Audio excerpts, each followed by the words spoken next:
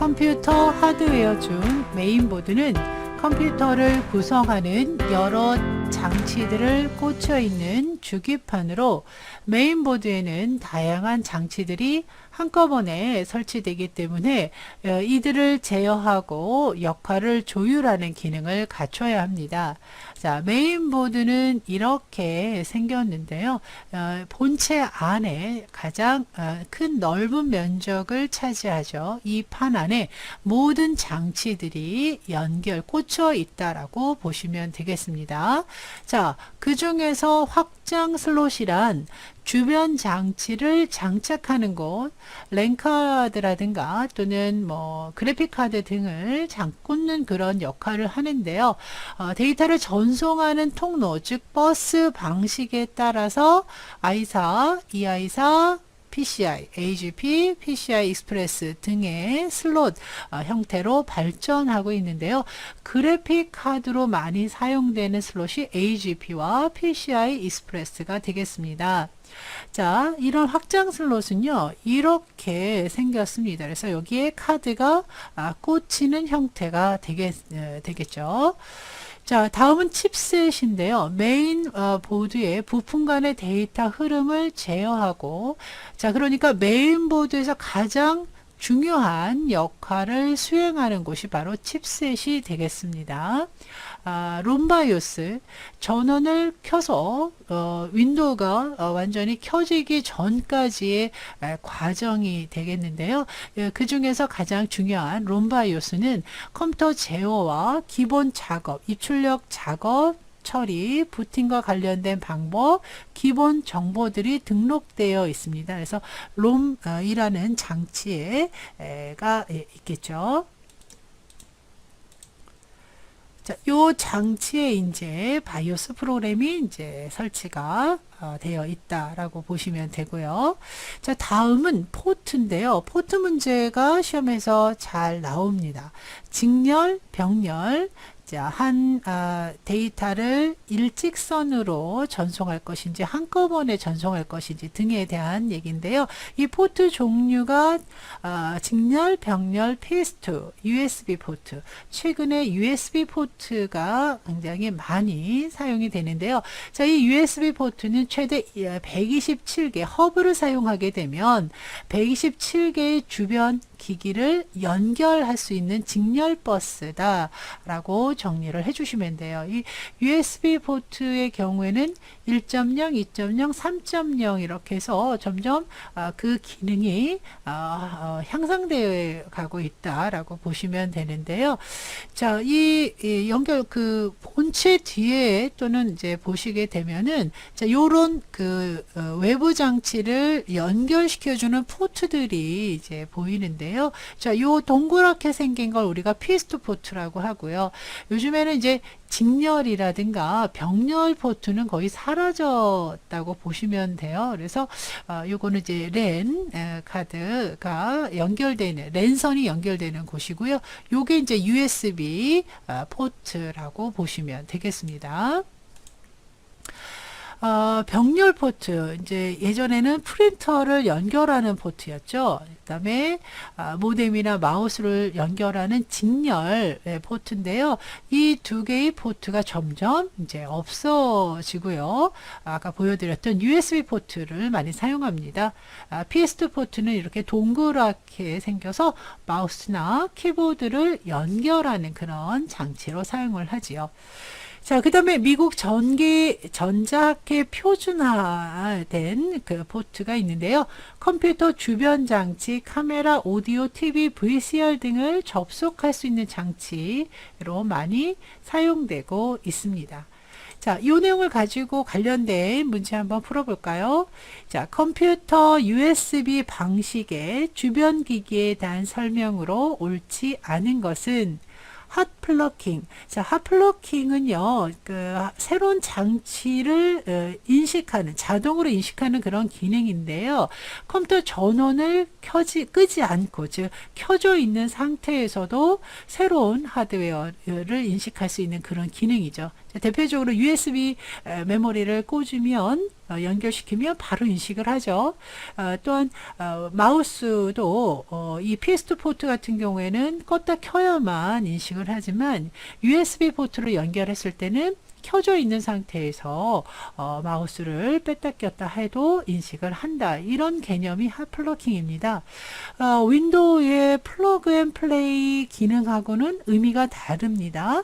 플러그 앤 플레이, 즉 PNP 기능이라고 하는 것은 새로운 장치를 윈도우가 인식하는, 자동으로 감지하는 그런 기능을 의미하는 거예요. 그래서 PNP와 핫플러킹을 구분해서 알아두실 필요가 있겠습니다. 컴퓨터에 전원이 켜져 있는 상태에서도 USB 주변 기기들을 빼고 연결해서 사용할 수 있다. 그런 개념이고요. 플러그 앤 플레이 기능을 지원한다. 지금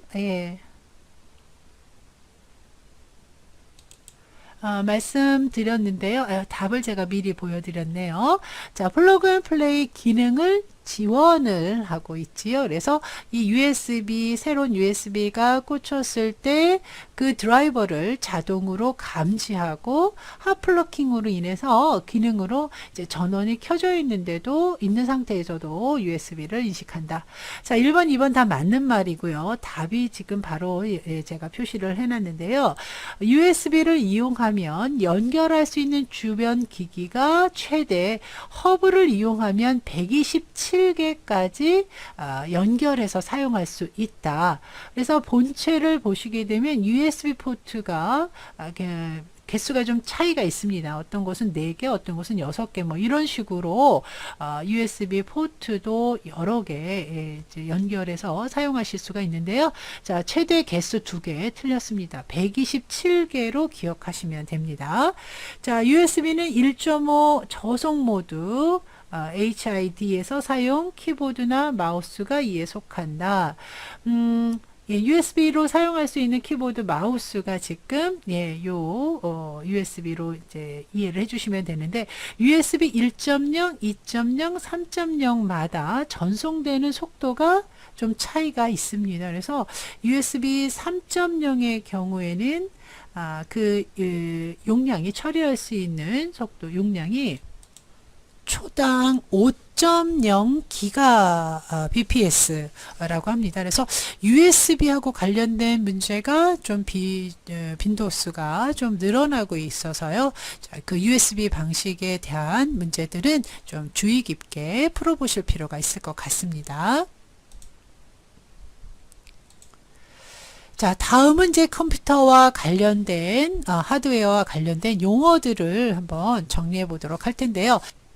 먼저 채널, 데이터 처리의 고속성을 위해서 입출력만을 위해 만든 처리기라고 보는데 이 채널의 역할은 CPU의 제어 장치와 입출력 장치 사이에서 신호, 데이터를 주고받을 수 있는 그런 역할을 합니다. 그러니까 CPU가 입출력 제어에 필요한 지시를 먼저 채널에다 주고 CPU는 다른 작업을 할 수 있도록 하는 그래서 CPU와 입출력 장치가 병행 처리, 병행 작업이 가능한 그런 역할을 해주는 것이 채널입니다. 자, 그 다음 인터럽트라는 것은 말하자면 컴퓨터 작업을 하는 중에 예기치 않은 문제가 발생을 했을 때 계속해서 그러니까 작업을 할 수 있도록 운영체제가 작업을 해주게 되는데요. 이 인터럽트의 그 개념은 이렇습니다. 컴퓨터에서 정상적인 프로그램을 처리하는 도중에 발생되는 문제를 해결하기 위해서 지금 처리하는 문제를 잠깐 중단을 하고 문제를 해결한 후에 다시 되돌아오는 과정. 자, 이것을 인터럽트라고 합니다. 자, 외부 인터럽트, 내부 인터럽트, 소프트웨어 인터럽트로 그 종류를 구분할 수가 있는데요. 외부 인터럽트의 요인으로는 입출력 장치에 의한 전원 등에 의한 요인을 볼 수가 있고요. 내부 인터럽트는 불법적인 명령으로 인해 생길 수가 있는데 트랩이라고도 합니다. 자, 또한 소프트웨어 인터럽트라는 것은 프로그램을 처리하면서 잘못된 어떤 명령으로 인한 요인에 의해서 생기는 인터럽트를 소프트웨어 인터럽트라고 하죠. 자, IRQ, Interrupt Request, 인터럽트 요청인데요. 그러니까 문제 발생 신호라고 보시면 되겠어요. 컴퓨터 주변에서 CPU 관심을 끌기 위해 발생하는 신호, 이렇게 정리하시면 되겠고요. 자, 디렉트 메모리 액세스 DMA는요, CPU를 거치지 않고요, 주기억 장치와 입출력 장치 사이에서 자료를 서로 직접 주고 받음으로 고속, 빠르게 많은 양의 데이터를 전송해 줄 수 있는 그런 장치가 되겠습니다. 자, 데드락, 교착 상태라고 하는데요. 흔히 여러분이 이제 작업을 하다가 렉 걸렸다, 뭐 이렇게 표현할 수 있는 그런 용어인데요. 동일한 자원을 사용하는 두 개의 컴퓨터 프로그램이 서로를 방해함으로써 두 프로그램 모두 중지되는 상황을 말하게 됩니다. 자, 이런 용어들도 이제 간헐적으로 문제가 나오기 때문에요. 이해해 놓으셔야 되겠고요. 자, 다음은 부팅 과정. 자, 컴퓨터 전원을 켭니다.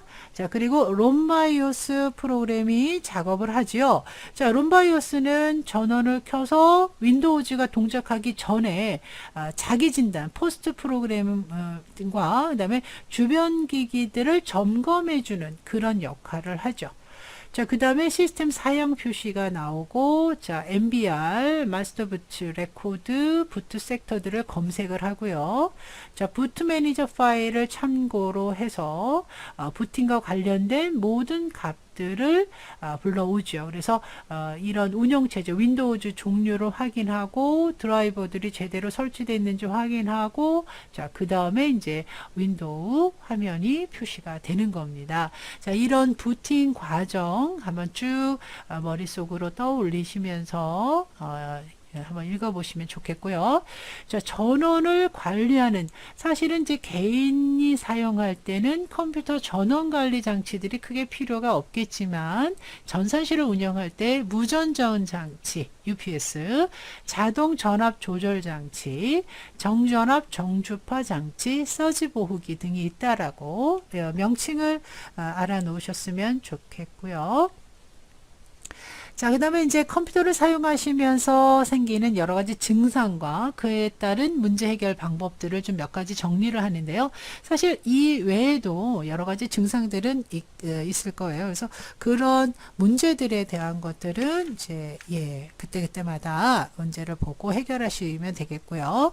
자, 첫 번째 부팅 도중에 다운될 때는요, 이제 문제가 생길 때는 부팅할 때 멀티 부팅이죠. F8키를 눌러서 부팅 메뉴를 표시해서 어느 부분에 문제가 생기는지 부팅 로긴 부분을 사용을 선택을 해서 그 과정을 기록하고 안전 모드를 선택한 다음에 어떤 부분에 문제가 있는지 디스크 검사를 하거나 또는 레지스트리를 검사를 해서 원인을 찾습니다.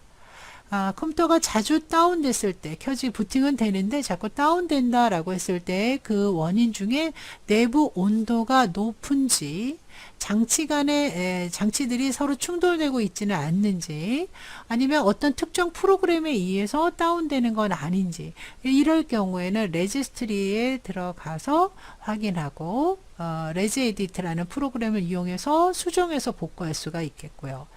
자, 이거는 이제 모니터하고 관련된 화면이 표시되지 않을 때 캡슐락이나 넘버락 키가 켜져 있는지 껐는데도 이게 켜져 있다면 뭔가 문제가 있는 거겠죠.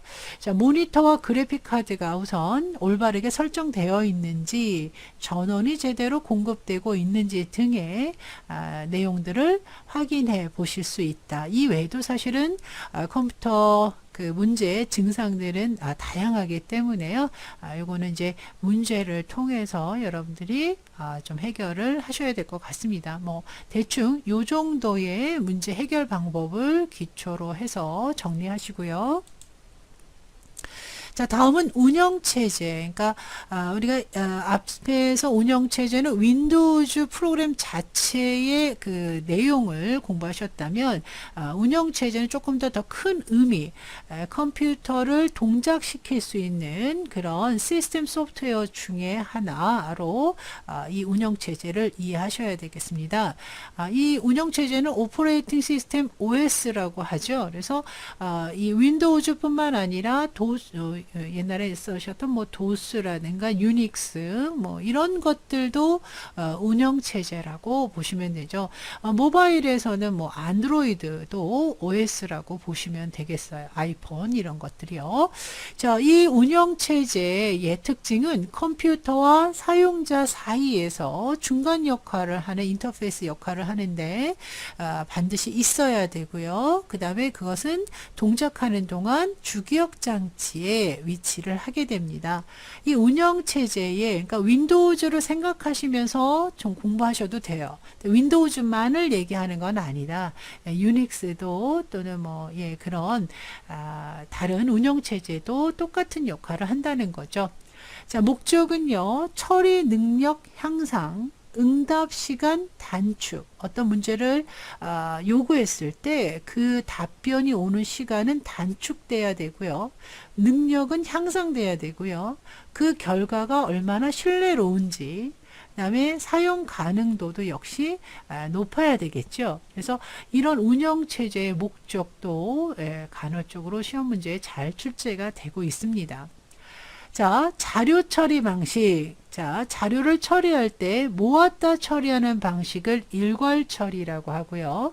바로바로 실시간으로 처리하는 방식. 다중 프로그래밍, 말 그대로 하나의 PC가 여러 개의 프로그램을 처리하는 다중 프로그램 방식. 그와 대조적으로 다중 처리는 처리할 수 있는 CPU가 여러 개, 처리기가 여러 개 있다라는 것으로 해석하셔야겠죠. 당연히 처리 속도가 향상이 되겠습니다. 자, 시분할은 하나의 시스템에 하나의 CPU가 여러 사용자가 사용할 수 있도록 시간을 분할해서 그래서 각자는 마치 혼자 사용하는 것처럼 느낄 수 있는 그런 시스템이 바로 시분할 시스템이 되겠죠. 자, 분산 시스템, 여러 대의 컴퓨터들에 의해서 작업이 나누어서 처리되고 그 결과를 그 중앙에 모아서도 처리가 될 수 있는 그런 분산 시스템, 분산 처리 시스템에 대해서 용어들을 정리를 하셔야 되겠습니다. 자, 그 다음에 저작권에 따른 소프트웨어, 프로그램들을 우리가 종류를 나눌 때 그 권리에 따라서, 권한에 따라서 나눌 수가 있는데요. 자, 먼저 상용이라는 개념은요, 유료, 즉 돈 주고 정식으로 구입해야 되는 프로그램이고요. 공개, 프리웨어라고 하는 것은 무료, 공짜 프로그램을 말하겠습니다. 자, 쉐어웨어 프로그램은 일정 기간 또는 일정 기능들을 제한해서 그래서 이 기간이 끝나면 다시 정식으로 구입해서 사용을 해야 되는 프로그램을 쉐어웨어라고 하죠. 자, 베타 버전이 있는데요. 이 베타 버전은 프로그램을 정식으로 출시하기 전에 평가하는데요. 이 정식으로 출시하기 전에 평가는 1차 평가를 알파 버전이라고 하고요. 그 다음 2차 평가를 이제 베타 버전이라고 합니다. 자, 데모 버전이라는 것이 있는데요. 데모는 홍보를 목적으로 하는 그런 소프트웨어를 데모 버전이라고 하고요. 자, 번들이라는 용어가 있는데요. 이 번들은 하드웨어를 구매할 때 같이 끼워주는 프로그램을 번들이라고 합니다. 자, 패치라는 프로그램도 있죠. 패치는 기능을 업그레이드, 향상시켜준 프로그램들을 패치 프로그램이라고 합니다. 자, 이런 소프트웨어하고 저작권에 따른 소프트웨어 종류도 알아놓으셔야 되겠습니다. 자, 다음은 이제 프로그래밍 언어에 대해서 좀 정리를 해야 되는데요. 이 프로그래밍 언어는 크게 저급어, 고급어로 나눠서 정리하세요. 저급어라고 하면 기계가 알아듣기 쉬운 언어, 그러면 상대적으로 사람이 알아듣기 어려운 언어가 되겠죠. 그래서 저급 언어는 머신 랭귀지라고 해서 기계어 어셈블러가 있습니다. 그래서 이 어셈블러로 프로그래밍을 했다면 사람이 알아들을 수 있게끔 번역을 하기 위해서는 어셈블리어라는 프로그램으로 번역을 해야 되는 거죠. 기계어는 번역이 필요가 없겠죠. 예, 바로 기계가 알아들으니까요. 제가 반대로 말씀드렸네요. 어셈블리어로 기계가 알아듣게끔 번역을 하는 언어가 되겠습니다. 자, 고급 언어로는 이제 포트란, 코볼, 베이직, C 언어, 자바, 리스프 등에 대한 이런 종류의 언어들을 이제 고급어라고 하는데 인간 중심, 사람 중심의 언어로 기록이 되겠죠. 자, 그 중에서 C 언어, 유닉스를 개발을 하기 위한 기본 언어가 되겠고요. 저급 언어와 고급 언어의 특징을 모두 갖춰져 있습니다. 그래서 OS, 운영체제 개발할 때 많이 사용되는 언어가 C 언어고요. 인공지능 분야에 사용하는 언어를 리스프, 객체지향 언어라고 해서요. 이제 별도의 그 번역기 없이 바로 웹에서 번역돼서 실행해서 사용할 수 있는 자바, 객체지향 언어라고 합니다. 그래서 자바라든가 C 언어, 리스프와 같은 고급 언어에 관련된 문제들이 많이 출제가 되고요. 그 중에서도 자바와 같은 객체지향 프로그램은 데이터를 하나의 객체, 오브젝트로 보고 설계하는 그런 프로그래밍 구조를 가지고 있는데요. 추상화, 상속성, 캡슐화, 다형성, 은닉성 등의 특징을 가지고 있다. 자, 객체 지향 프로그래밍을 여러분들이 다 이해하실 필요는 없고요. 자바는 객체를, 그러니까 데이터 하나하나를 보는 것이 아니라 그거를 묶어서 하나의 객체로 인식하는 그런 언어다. 그게 자바다 라고 알아두시면 되겠습니다. 자, 다음은 언어, 프로그래밍 언어가 번역되는 과정을 한번 살펴볼 텐데요.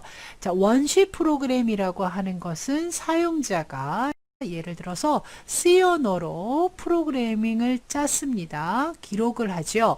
자, 그걸 원시 프로그램이라고 하고요. 그 원시 프로그램은 기계가 알아듣을 수가 없지요. 그래서 그 언어에 맞춰서 번역기가 필요한데요.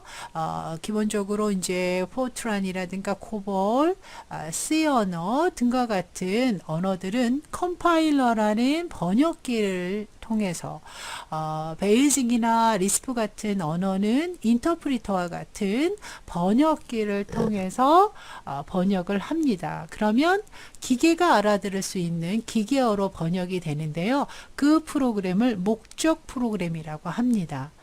자, 그러면 기계가 알아들었으니까 다시 사용자가 작성한 대로 실행을 하기 위한 과정이 필요한데요. 자, 그것을 연계 편집, 링케지 에디터라고 하는데요. 연계 편집 프로그램에 의해서 실행 가능한 형태로 바뀌는데요. 자, 그것을 로드 모듈이라고 합니다. 그래서 실행 가능한 형태로 바뀌었고요. 자, 그것을 예를 들어서 더블 클릭해서 화면에서 확인하는 과정, 로더에 의해서 확인이 됩니다. 로딩 중이라는 말 기억하시죠? 그래서 실행 가능한 형태가 되었다면 그것을 실행할 수 있게끔 해주는 프로그램을 로더라고 합니다. 이런 과정을 거쳐서 번역을 해서 실행까지 그 중에 이제 문제가 발생이 됐을 때 그 문제를 오류를 버그라고 하고 그 버그를 수정하는 것을 디버깅이라고 합니다. 자, 그럼 이제 컴파일러와 같은 번역기 종류, 어셈블러는 어셈블리어로, 컴파일러, 아까 말씀드린 대로 포트란, 코볼, C 등과 같은 언어들이 있고요. 인터프리터는 이런 목적어를 만들지 않습니다. 목적 프로그램 만들지 않고요. 바로 한 줄씩 바로 실행합니다. 목적 프로그램 생성 없이 바로 번역하는 베이직이나 리스프와 같은 프로그램들. 이걸 제외한 나머지는 다 컴파일러, 번역기를 사용한다라고 보시면 되겠습니다. 그래서 언어 번역기 프로그램의 어셈블러, 컴파일러, 인터프리터. 자, 그 중에서 인터프리터와 컴파일러의 차이점은 목적 프로그램을 만드느냐 만들지 않느냐로 구분해서 그 언어까지 기억해 놓으시면 되겠습니다. 자, 그러면 이제 이런 프로그래밍 언어 중에 이제 웹 프로그래밍이라고 해서 홈페이지 제작에 사용되는 언어. 자, 이름들 기억해 놓으세요. 각각 이 언어들의 특징들까지 외우시려면 좀 힘드니까요. 자, 우리가 제일 많이 사용하고 알고 계시는 게 이제 HTML이죠. 예, 그래서 Hypertext Markup Language라고 해서 문서들을 연결해서 만들 수 있는 그런 언어가 되겠는데요. 자, 이 언어들을 이름들, 명칭들을 좀 알아놓으시면 좋겠어요. 자, 그 중에서 DHTML 같은 경우에는 이제 동적 페이지, 다이내믹 이라는 언어가 붙어서요. 그런 언어들을 동적인 홈페이지를 만들 때 사용하는 기법들이 들어가고요. VRML 3차원 벌추얼이라는 말이 들어가서요. 3차원 가상 세계를 표현할 수 있도록 해주는 언어. 뭐 이런 식으로. 그 다음에 XML 많이 들어보셨는지 모르겠는데 HTML과 XML을 좀 많이 사용을 하는 편인데요. XML은 HTML을 좀 더 확장한 언어라고 보시면 되겠습니다. 이 언어들의 각각의 특징까지 다 여러분들이 공부하시려면 범위가 너무 넓죠. 그래서 이 내용은 이 언어들은 웹 프로그래밍, 즉 홈페이지를 제작할 때 사용하는 언어들이다 라고 정리만 해주셔도 되고요. 그 다음에 그런 언어들 중에서 서버 사이드, 클라이언트 사이드 이 두 가지로 나눠서 좀 정리를 해주시면 좋겠는데요. 홈페이지를 동적으로 만들어주는 스크립트 언어들 종류들이 있어요. 여기 JSP, PHP 등 이런 뭐 게시판이라든가 회원 가입 등을 할 수 있도록 해주는 그런 스크립트 언어인데요. 자, 그 중에서 JSP, PHP, ASP 이 언어들은요 서버 사이드 즉 정보 서버 측에서 사용되는 실행되는 서버 측에서 실행되는 그런 언어라고 보시면 되고요. 자바스크립트는 바로 웹브라우저에서 바로 동작을 하고 클라이언트 사이드 그러니까 클라이언트 위치에서 실행되는 스크립트 HTML 우리 태그 많이 사용하시잖아요. 그래서 그렇게 구분해서 좀 알아두시면 좋을 것 같아요.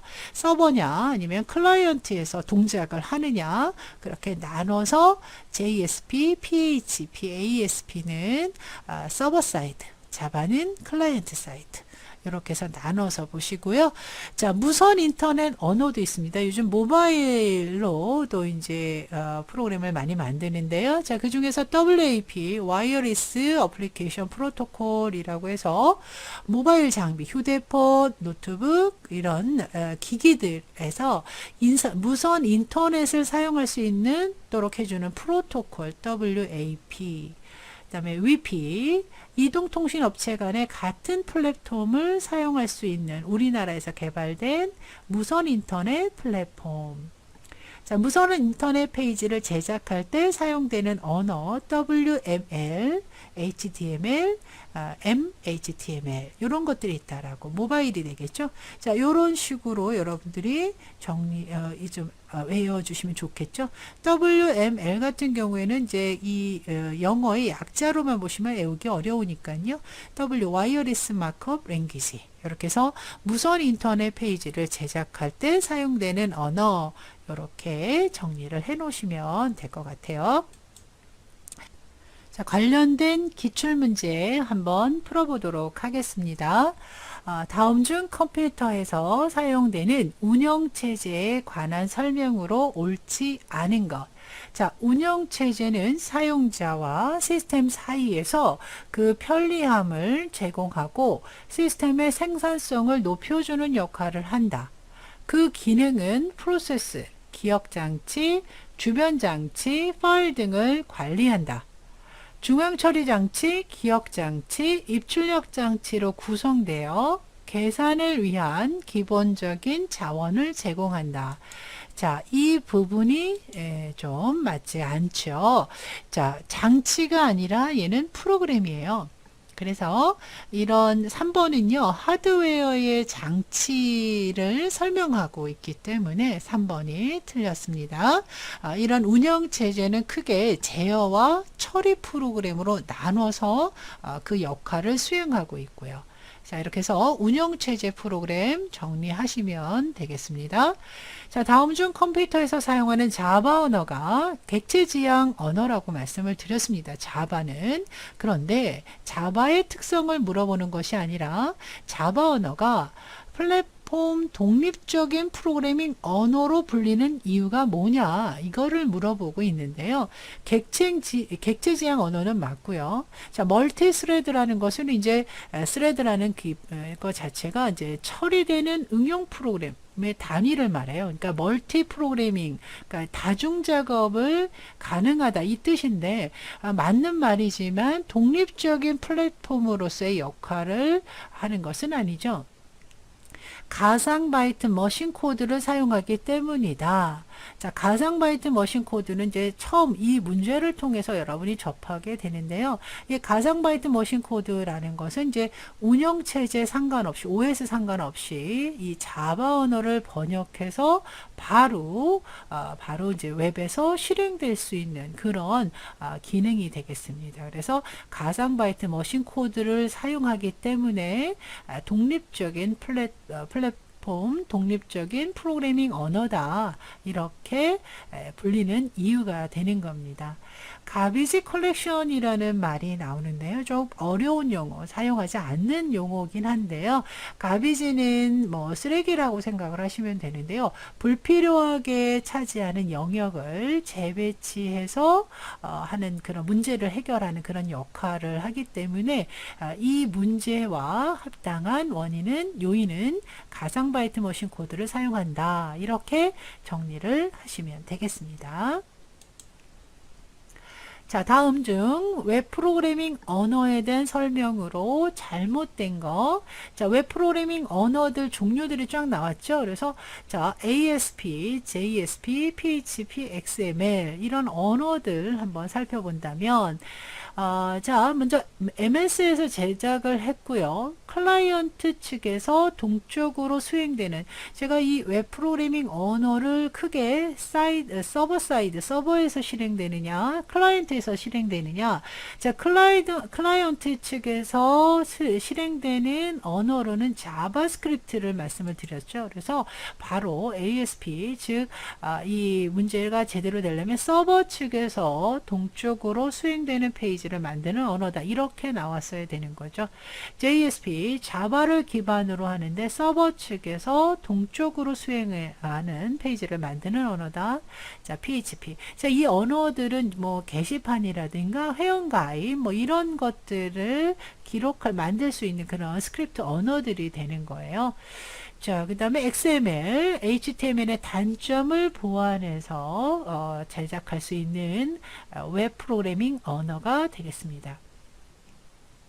자, 그 다음 XML. 자, 이 HTML의 단점을 보완해서 만든 언어, Extensible Markup Language. 문서에 대해서 대한 설명으로, 거리가 먼 것은 태그와 속성을 사용자가 정의할 수 있으며 문서의 내용과 이를 표현하는 방식이 독립적이다. HTML과 달리 Document Type Declaration 고정되어 있지 않아서 논리적 구조를 표현할 수 있는 유연성을 가진다. HTML의 사용자가 새로운 태그를 정의할 수 있는 기능이 추가가 되었다. 그러니까 HTML의 기능이 향상되었다. 자, 여기까지는 이제 XML에 대한 이야기를 무리 없이 하고 있고요. 확장성 생성 언어라는 뜻으로 extensible markup이라는 뜻이죠. 기존의 HTML 단점을 보완하여, 여기까지도 맞는 말인데요. 자, 비구조화 문서가 아니라 구조화된 문서를 기술하는 그런 국제 표준 규격이다.